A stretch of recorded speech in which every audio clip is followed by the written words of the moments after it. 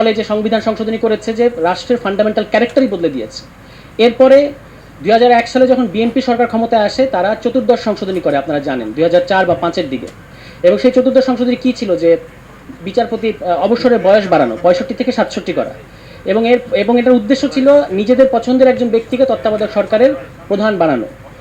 এটার ফলে লগি বৈঠার তাণ্ডব দেখলাম আমরা ঢাকা শহরে আওয়ামী লীগ, এবং এটাকে তো আওয়ামী লীগ গণতন্ত্রের পুনরুদ্ধার হিসেবে হাজির করতে পেরেছে। এটা হচ্ছে আওয়ামী লীগের শক্তি, যে এই তাণ্ডবকে আওয়ামী লীগ বলতে পেরেছে যে এটা হচ্ছে লগি বৈঠার, এটা হচ্ছে আমাদের গণতন্ত্র পুনরুদ্ধার। কিন্তু বিএনপি যখন 2014 সালে গণতন্ত্রের সংগ্রাম করলো ভোটের জন্য, সেটা কিন্তু জ্বালাও পোড়াও।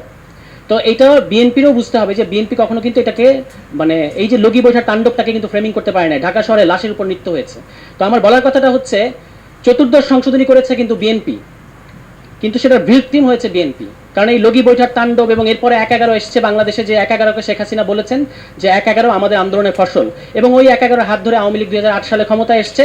ক্ষমতায় এসে কোনো ধরনের কারোর সাথে আলোচনা না করে শেখ হাসিনার প্রায় একক ইচ্ছায় আবারও 2/3 ক্ষমতার জোরে তারা ওই যে তত্ত্বাবধায়ক সরকার ব্যবস্থা বাতিল করে দিয়েছে।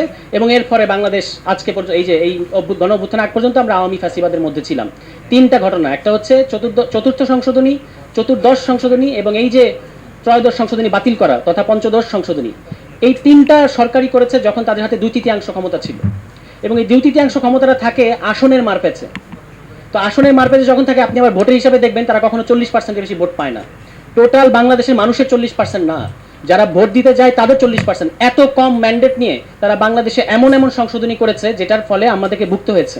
তো এখান থেকেই আমি একটু বিএনপি সহ যারা আমাদের বড় রাজনৈতিক দল, দায়িত্বশীল রাজনৈতিক দল, তাদের প্রতি আমি অনুরোধ করবো যে আপনারা নিজেদেরকে বিরোধী দলের জায়গায় ভাবেন, যে আপনাকে একসময় বিরোধী দলে যেতে হবে, সেখান থেকে আপনি সংস্কারটা ভাবেন। তাহলে আপনি বুঝতে পারবেন যে সংস্কারের মূল কথাগুলো কি আসছে। যেমন পিআরের কথা এসেছে, আজকে আমি অবাক হলাম যে আমাদের ইসি প্রধান নির্বাচন কমিশনার একটা অদ্ভুত কথা বলেছেন।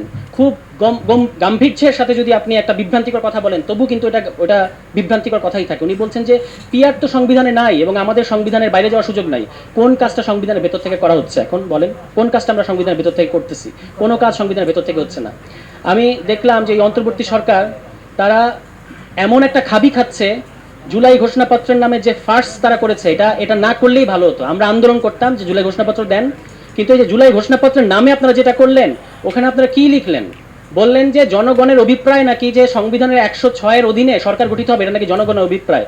এর চেয়ে ডাহা মিথ্যা কথা, এর চেয়ে আইনের দৃষ্টিকোণ থেকে ভুল কথা আর হয় না। এই কথাটা কেন বললেন আপনারা? এবং বলার মধ্যে দিয়ে আমাদেরকে একটা গভীর সংকটের মধ্যে ঠেলে দিয়েছেন এখনো পর্যন্ত। এবং দেখেন ওই ঘোষণাপত্র, আপনি কি পৃথিবীতে ঘোষণাপত্রের ইতিহাসকে আমরা জানি না? ঘোষণাপত্র নিজেই নিজেকে এনঅ্যাক্ট করে, নিজেই নিজেকে বলবৎ